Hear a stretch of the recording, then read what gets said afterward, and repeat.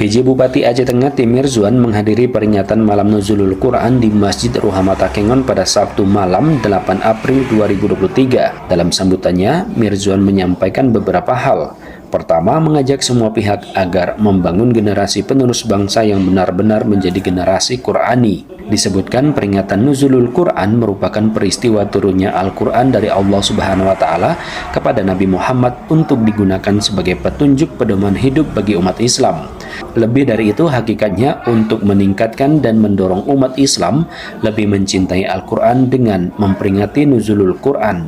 Tidak hanya memperingati saja, tapi juga memahami dan mengamalkan isi kandungan Al-Quran tersebut sebagai pedoman hidup umat Muslim, khususnya dalam membangun generasi Qurani. Maka dari itu dirinya mengingatkan orang tua untuk menanamkan sejak dini ajaran Al-Quran.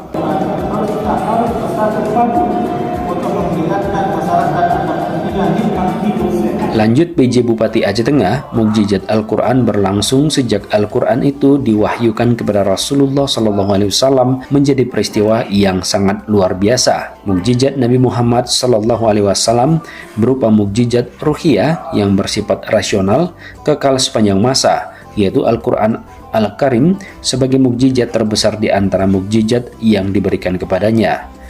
Al-Quran jelas PJ Bupati merupakan rahmatan lil alamin karena membawa manfaat atau keuntungan bagi kehidupan manusia yang wajib untuk diamalkan. Tidak hanya itu, terpenting dalam mempresentasikan Al-Quran sebagai umat muslim juga wajib mengajak sesama khususnya generasi muda untuk mengikuti petunjuk Al-Quran dengan giat mempelajari dan mengamalkannya. Satiran, RRI Takengon melaporkan.